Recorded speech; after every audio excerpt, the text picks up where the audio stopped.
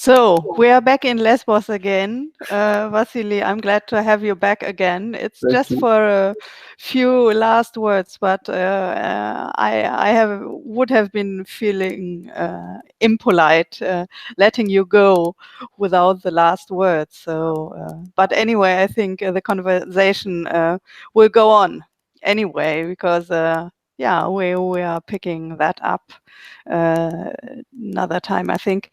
So the last question before we have been interrupted was whether you think, Vasili, that nationalism is fear-driven also. I definitely think it is.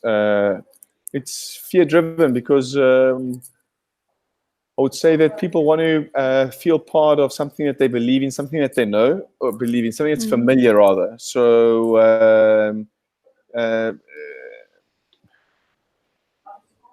I will use, so there was an initiative here I'm hesitant because I'll say what happened. There was an incident here where someone said the asylum seekers were swimming in a specific area where the locals were swimming. So someone erected a cross, which is a symbol of love and peace and forgiveness and so forth, to be able to dissuade the asylum seekers of swimming there. And someone, I'm not sure who, broke this cross, and there was a big outcry about this symbol. And what happened is a whole lot of people across Greece galvanized towards saying that this is our land, this is our country, this is our religion, and a great movement of people came behind this, and so much so that they went and erected this in massive cross. And what I want to say is it's familiar to people and makes people feel safe and to be able to get behind something that they can believe in, especially when times are changing and people are uncertain about their futures following the economic crisis that we've had, this refugee crisis. People want to feel something that's familiar, and they're looking for leaders, for people that can make them feel safe, to something that, so as I mentioned, with 20% of our population currently on here being of asylum seekers, people's daily lives have been completely disrupted. So they need some type of something that they can believe in. So people are, going towards nationalism views of what they're heading towards that because that's the strongest voice that's out there that's making them feel comfortable. And it's really important for us to have these discussions, Sabria, are invaluable because 10 years ago, where was nationalism and fascism? And I'm strongly opposed to the words of using and terming people as fascists. We should not. We should understand their fear and their concerns, because this is what's bringing people closer together. It's because they feel someone understands them. Their fear is real. It's real for them. So it's an important point to note that the fear that's been spread out is about crime. The crime is real. And so what I want to say to you in context of that is people would not even imagine to go walk outside the refugee camp of Moria.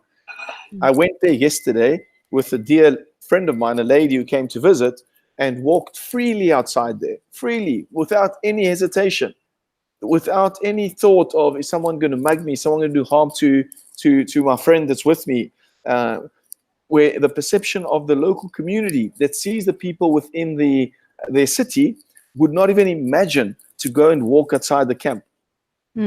So this, and what's happening when people start talking, when we discount people's fears, when as opposed to finding ways of changing their minds through experience, we start saying you're a fascist, you're this, you're that, and you it's us versus them. Then we start being polarized on nationalistic views. So it's 100% fear driven, and we need to really these conversations. And from was it 2 years ago when we first came in contact at the Republic Forum via online, and so last year at the Deutsche Welle conference and meeting with you, convention and meeting with you. Yes, awesome.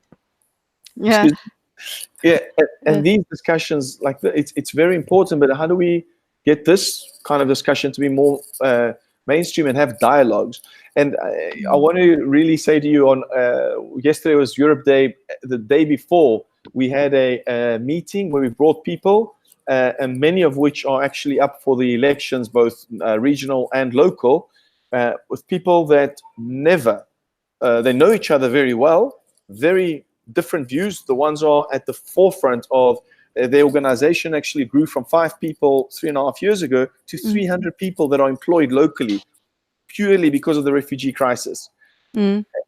On the one hand, so very supportive, versus the other hand, that initially was very, let's say, supportive, but at this point in time, because their daily life's been so significantly disrupted, and has had certain theft on his property and damage to his property and many other things with uncertain, where his family was in danger, was the first time they actually spoke where they wouldn't necessarily want to come together.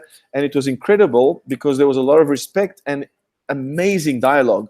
It was unbelievable being in that room and starting to have these discussions. And I'm certain, well, now I am certain that there's great interest on having continuous dialogue. I'm hoping that they will, through them by themselves, do this. But I would definitely be focusing on making sure that we, if that doesn't happen, that we do continue to bring people together. And when we do that, we really start changing the narrative completely. But how do we do that across Europe and as quickly as possible? So Yes. Thank yeah, you, Vasili. That was Vasili Sofiadellis with his approach of changing the narratives to